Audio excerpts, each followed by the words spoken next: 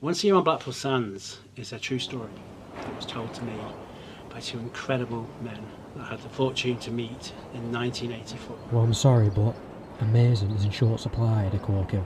And by the end of the story of those 3 days, I was left with this life-changing, indelible impression that has actually stuck with me all my life. I bloody love you, Tommy Price. Ditto. Come here. It is such an important story. Essentially, in a nutshell, a transvestite character, who today would be transgender, the owner of the bed and breakfast, a faded showgirl, very theatrical, her flighty daughter and her mother, Red Ethel, a communist stripper, and two gay coal miners walked from North Pier to South Pier in Blackpool in 1953, about 3 or 4 days after the Queen's coronation. The transvestite community had this hidden secret rite of passage to go to Blackpool, to dress in their female alter ego and to walk from North to South Pier, often hidden with headscarves and hats and disguises, because the motivation was to walk this rite of passage walk from North to South Pier. And somehow, with these strange set of circumstances, Eddie Corkill, a 19-year-old gay man from Yorkshire, a coal miner, says to Mr. Elbridge, "I am going to walk with you from North to South Pier, out and proud, and you're not going to wear a hat, you're not going to wear a headscarf, you're going to walk with me, we're going to hold hands." And somehow, by the bravery of the women, the acceptance of the women who'd seen it all, who have been a secret haven for the gay community and all kinds of communities against the norm, decide to walk arm in arm from North to South Pier.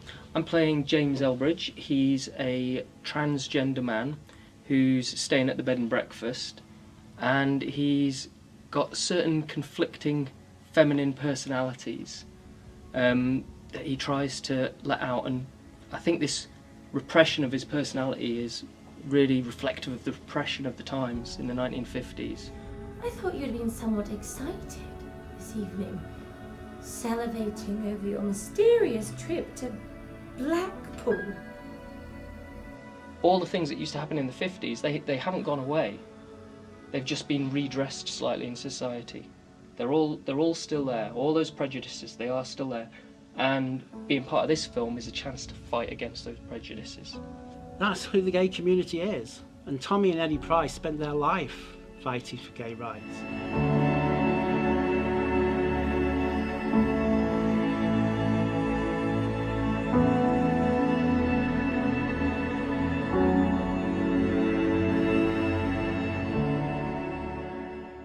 So I play Gladys Bracegirdle, and she runs the guest house in Blackpool where Tommy and Eddie go for their Wakes Week holiday. She is an absolutely brilliant character because for me she's got comedy, she's got drama, she's just a character that you can really embrace. But for anybody who comes to watch the film, they'll probably see something of themselves in her, because she's kind of just this normal woman who's doing her very best every day. Get rid of that shit-stain excuse for a man.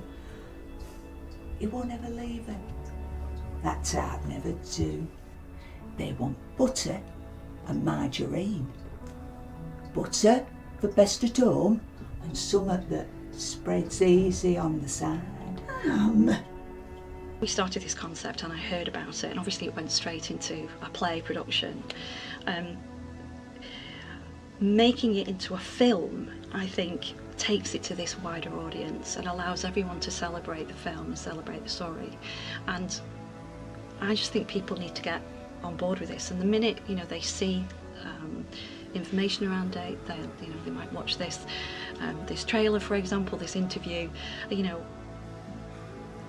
We are already in production. We have started the film. This story is going to be told. When I was at drama school, a friend of mine, he was attacked and badly beaten because he was a young gay man, and he ended up in intensive care, and because of that, when he eventually came out of hospital, he didn't continue in his career. He went back home to where he lived because it just affected him so much. And that, I mean, for his mother to have to go to hospital and see her son in intensive care beaten so badly just because the boy is gay, I can't imagine it. It would just be awful. My character is Alice Price, and I'm the mother of Tommy Price. She's a strong woman. She's a typical miner's wife.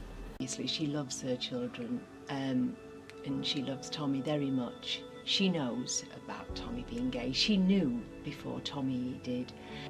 Tell her, Tommy, I need a word. It's the 1950s. It's illegal. There's a lot of prejudice against gay men and women. In fact, even to this day there still is. But in the 1950s, obviously, it was a lot worse. Eddie, he's had a very different childhood to Tommy. Tommy's always grown up with a loving family, loving brothers, loving mum and dad. Eddie has basically grown up with nobody, purely abuse from his father and then neglect from his mother. So Tommy is the only real person that Eddie has to hold on to, and that is why I think there's that desire and the frustration that he needs to break out from where he is right now in this small town in Yorkshire where nothing ever changes. This story is going to be told and it will go to the cinema, and I would love people to just get behind it. I think give a little, give a lot, purely because when we're in production and we're actually filming some of these fantastic scenes of this true story, you know, this heartbreaking true story, we don't want to have to make decisions based on pound, shilling and pence, you know, to say, is that in or is that out, depending on the purse strings. It would be really lovely to have that support from the public, really, to allow us to bring it there and it's into cinema in the most glorious technicolor, in the most exacting way, to make the best film possible, because that's what this story deserves.